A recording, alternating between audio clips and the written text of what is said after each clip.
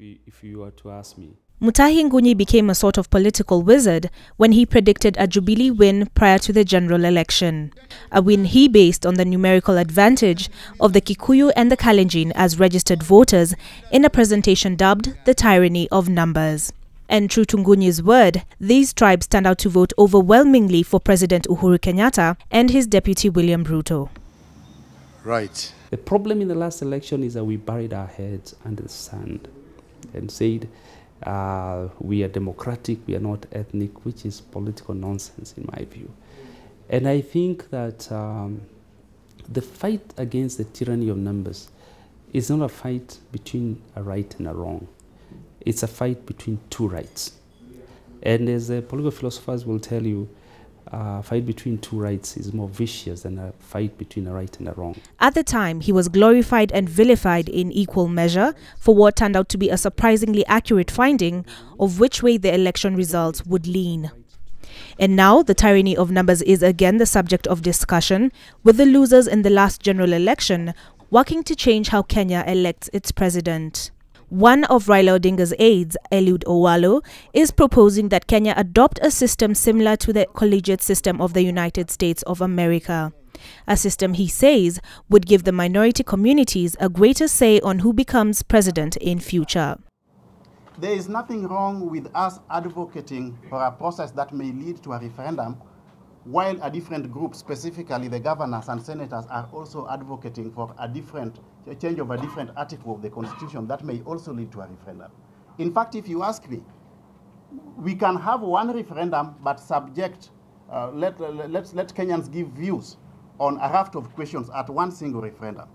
And in fact, if at some point in time we realize that there isn't a very big departure between the approach, the process that we are using to advocate for this, the change of the relevant articles, there's nothing wrong with us working together with the governors, approaching members of Kenyans together to advocate these issues and then subject both issues to the same referendum. There's nothing wrong with that. Ngunyi, however, sees it as another attempt to get Raila Odinga to State House.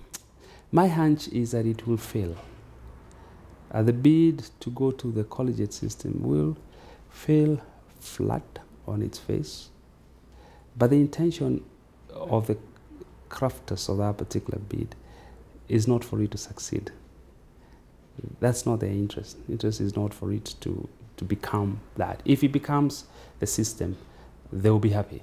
The problem with it is that if it passes and effectively it's to be implemented immediately, it will comprise in a civilian coup. In the sense that if we say we'll go collegiate, and the college will determine who president is, it means that once the college is constituted, the presidency of Uhuru Kenyatta ceases to exist. And then a new president is elected to this particular system. So this is a form of an election, as it were. If it succeeds and implementation is immediate, then you have a civilian coup. Will Kenyatta and co allow for this to happen? I highly doubt that they will do it. Besides, they also still have the numbers. But the intention of this, in my view, is not for it to succeed. The intention of it is to create relevance for Raila, but to also try and finish up the agenda he started, which to date is still unclear. The agenda of change, or agenda of becoming president, and his becoming president being equal to change, as he sees it. And while he may not think the attempt to switch to a collegiate system will succeed, he believes a referendum is inevitable. But the referendum will happen for a fact. It will happen. It can't be stopped.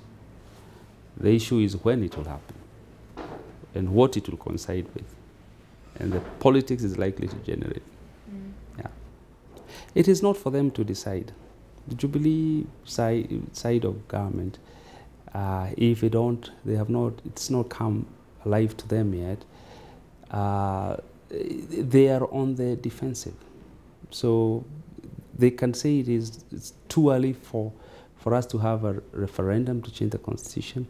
But 43% of the country that voted against them will say the time is now.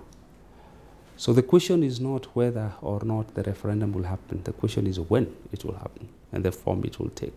So the sooner they prepare themselves, the better. He, however, also believes that President Uhuru Kenyatta has a strong chance of avoiding the referendum called for by governors in the push to increase the revenue allocated to counties. Now that the political lines are drawn and Kenyans brace themselves for another battle between Jubilee and CORD, we wait to see if the tyranny of numbers will hold true. It's upon the architects of our political systems then to work out a way of balancing this out so that one group doesn't feel that they are unfairly treated. But in our case, the architects of our political systems are not that creative to allow for that. So is M4M right in saying no, we do not want to be dominated by this tyranny of numbers? They definitely are right. Are the owners of tyranny of numbers right? They also are right. Now the question is, how do you balance these two rights? Using political, constitutional, and administrative fiat.